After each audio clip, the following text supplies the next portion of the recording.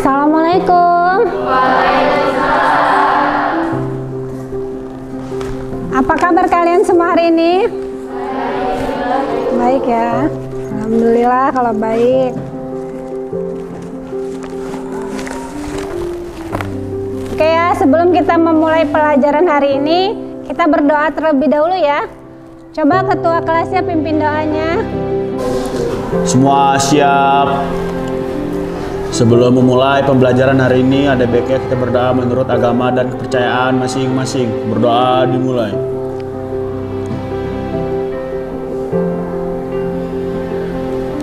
Berdoa selesai, beri salam. Assalamualaikum warahmatullahi wabarakatuh. Waalaikumsalam warahmatullahi wabarakatuh. Ya baiklah, Ibu absen terlebih dahulu ya sebelum pembelajaran dimulai. Untuk hari ini siapa yang nggak masuk? Ajis Bu, Ajis. izin. Apa? Izin Bu. Izin. Kemudian Mirja. Alda izin. Kemudian Mirja sakit ya. Kemudian siapa? Pipit sakit. Ada suratnya? Berarti 4 orang ya semuanya nggak masuk ya. Baiklah ya, tujuan pembelajaran kita hari ini nanti dari data yang diberikan peserta didik dapat menghitung ukuran pemusatan data kelompok dengan benar. Ya, untuk pembelajaran kita hari ini itu tentang ukuran pemusatan data kelompok ya. Nah, sebelum belajar tentang ukuran pemusatan data kelompok, kalian dulu udah pernah belajar tentang ukuran pemusatan data tunggal ya. Data tunggal itu apa aja kemarin waktu di SMP? Modus, median, rata. Iya, modus, median, rata. Iya, rata-rata itu apa aja? Rata-rata itu cara mencarinya gimana? Masih ingat untuk data tunggal? Semuanya dijumlahin, terus dibagi sama jumlah data. Iya, jadi datanya ditambahin semua, kemudian dibagi dengan banyaknya data. Seperti itu. Kalau modus gimana? Modus itu? Nilai yang paling banyak muncul. Iya, modus itu nilai yang sering muncul. Kalau median? Nilai tengah. Iya, kalau median adalah nilai tengah. Tapi ada syaratnya mediannya. Iya. Harus bagaimanakan dulu? Harus diurutin dulu. Iya, datanya harus diurutkan dulu ya, baru bisa mencari median. Nah, itu untuk data tunggal. Nah, itu nanti kita akan belajar juga di hari ini tentang modus, median, dan rata-rata, tapi untuk data kelompok gitu. Nah, untuk lebih jelasnya nanti Ibu tampilkan PowerPoint dalam kehidupan sehari-hari, baru nanti kita menghitung pembelajaran hari ini ya. Ya baiklah, sebelum Ibu tampilkan PowerPoint, coba kalian ini berkelompok dulu duduknya, seperti yang Ibu bagikan kemarin kelompoknya.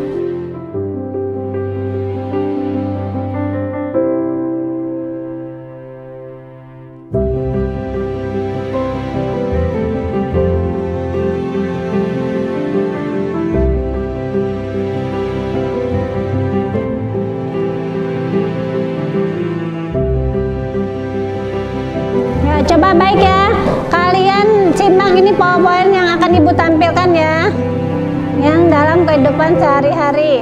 Kalian simak semua ya. Halo, aku Susi SMK kelas 11. Dan aku adalah Ibu Susi, seorang guru matematika.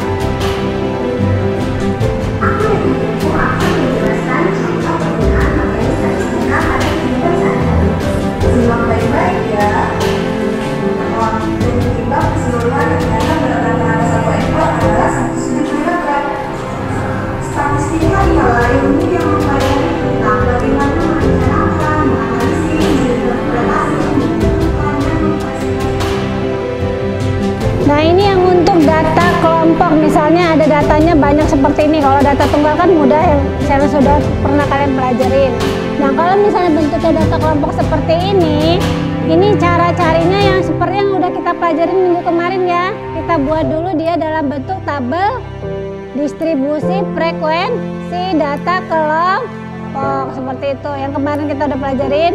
Kemudian baru nanti kita akan mencari mean, modus, dan median untuk data kelompok. Nah, coba ini Ibu bagian LKPD ya.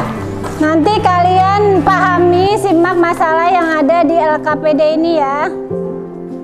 Nih, coba nanti boleh diskusi sama temennya, lihat di buku atau di handphone. Coba dibuka ini, dilihat itu LKPD-nya, baca dulu petunjuknya. Kalau sudah jelas baru kalian lihat masalah yang di LKPD. Silakan kalian identifikasi masalah yang ada di LKPD tersebut ya.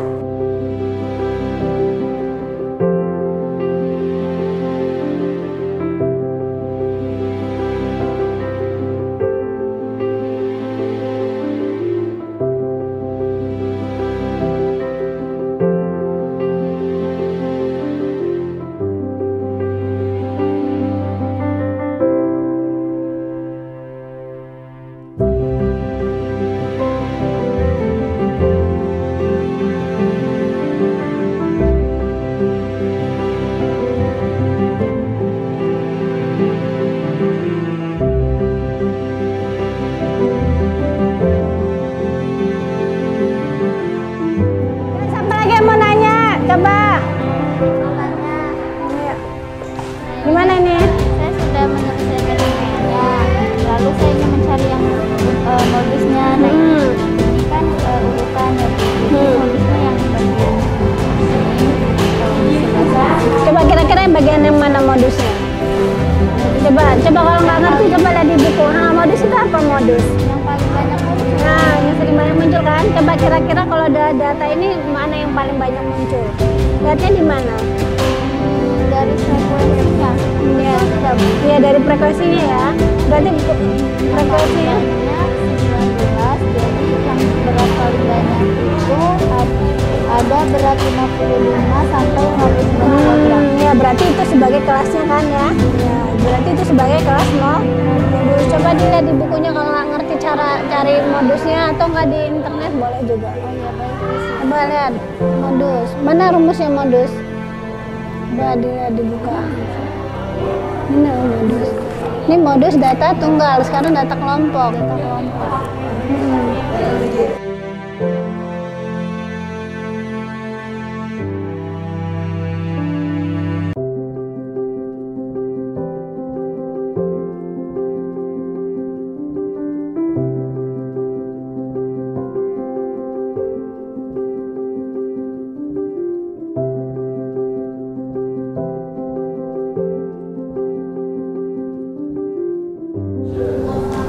Gimana kalian semua udah selesai LKPD-nya? Selesai semua ya. Kalau gitu kita presentasi perwakilan dari kelompok ya. Yang kelompok mana kira-kira yang mau maju? Oke, kelompok 2 ya. 3.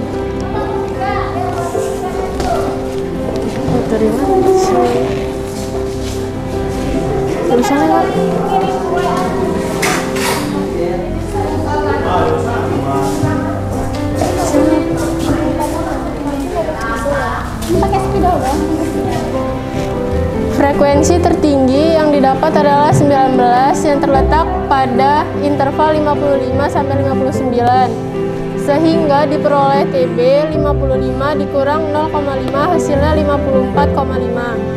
D1-nya 12, D25, P-nya itu panjang kelas 5.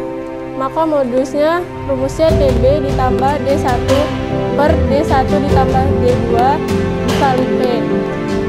54,5 ditambah 12 per 12 tambah 5 dikali 5. 54,5 ditambah 12 per 17 dikali 5 hasilnya 54,5 ditambah 60 per 17 hasilnya 58,2. Di sini ada yang ingin bertanya. Coba ada yang ditanyakan nggak ini? Oh, ada yang menanya, coba. Bertanya, jika D1 ditukar dengan D2 dan sebaliknya D2 ditukar dengan D1 boleh nggak?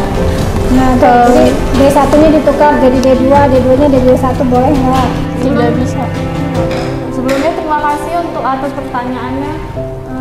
Akan kami jawab. Itu tidak bisa karena selisih frekuensi modus dengan frekuensi sebelumnya itu 19 dikurang 7 hasilnya 12. Terus D2-nya itu selisih frekuensi dengan frekuensi sesudahnya itu 5. Terus di rumus juga udah tertulis kayak ini. D1 itu sebagai pembilang, D2-nya itu sebagai penyebut. Kalau misalkan ditukar itu ya sebagai penyebut. Kalau ditukar itu nanti hasilnya berbeda. Bisa dipahamin? Bisa ada lagi pertanyaan yang lain? Ada nggak? Tidak? Silakan aja kalau mau nanya lagi. Gimana? Cukup? Jadi seperti itu ya, ada temennya yang bertanya tadi, kalau misalnya D1 ditukar dengan D2 boleh nggak? Nah, boleh apa enggak? Nggak boleh ya. Coba Pak diperhatiin di sini. Nggak bisa ya. Karena apa? Karena dia, karena hasilnya nanti beda ya. Jadi kan rumusnya ini apa? Modus sama dengan TB ditambah D1 per D1 tambah D2 dikali T. Seperti itu ya. D1 itu kan tadi apa? Selisih Frekuensi modus dikurang frekuensi sebelumnya. Iya, selisih frekuensi modus dikurang dengan frekuensi sebelumnya. Sedangkan kalau D2 adalah Selisih dari frekuensi modus dikurang frekuensi nah sebelumnya. iya, kalau selisih dari frekuensi modus dikurang dari frekuensi sebelumnya. Nah, kemudian di sini kan ada jelas nih rumusnya D1 per D1 ditambah D2. Berarti kan pembilangnya sebagai D1, penyebutnya sebagai D1 ditambah D2 di penjumlahannya. Jelas dia nggak bisa nggak dia? Tidak bisa, ya kan? Dibaginya seperti apa? Misalnya 5 dibagi 2 dengan 2 dibagi 5 hasilnya sama nggak? Tidak. Tapi dia tidak bisa ditukar seperti itu, tinggal dimasukin angkanya, kemudian diproses, maka hasilnya modusnya adalah 58,02. Sampai sini bisa dipahamin? Bisa ya. Coba kalau udah semua kita buat kesimpulan ya. Sampai sini bisa dipahamin ya untuk ukuran pemusatan data kalau gitu untuk tarik kesimpulannya. Coba kira-kira apa yang bisa kita simpulkan? Apakah setelah dibuat dalam bentuk tabel distribusi frekuensi data kelompok memberikan gambaran umum tentang sekelompok data? Kira-kira memberikan gambaran umum nggak untuk sekelompok data? Ya seperti itu ya. Soalnya kalau mau kita dalam bentuk data tunggal kan terlalu banyak kan? Makanya kita buat dalam distribusi data kelompok. Gitu ya. Apakah setelah dibuat dalam bentuk tabel distribusi datanya lebih mudah dipahami nggak kira-kira? Ya mudah dipahami sama lebih praktis sama lebih ringkas ya dia ya. Seperti itu. Oke, untuk mengukur kemampuan kalian Ibu ngadain post test ya. Coba ini post test dikerjain yang benar ya. Kerjainnya di kertas aja ya. Individu di kertas ya.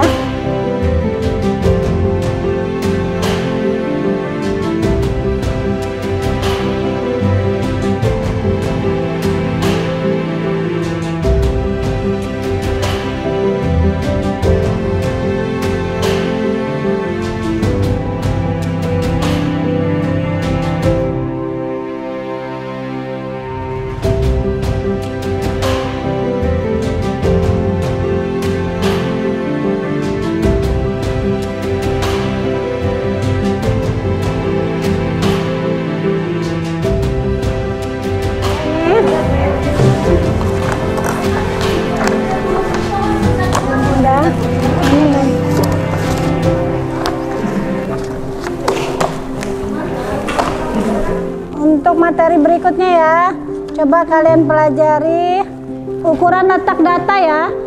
Ya baca doa dulu, dipimpin doanya. Semua siap, berdoa dimulai.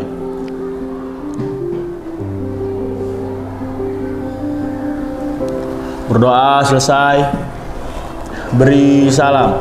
Assalamualaikum warahmatullahi wabarakatuh. Waalaikumsalam warahmatullahi wabarakatuh.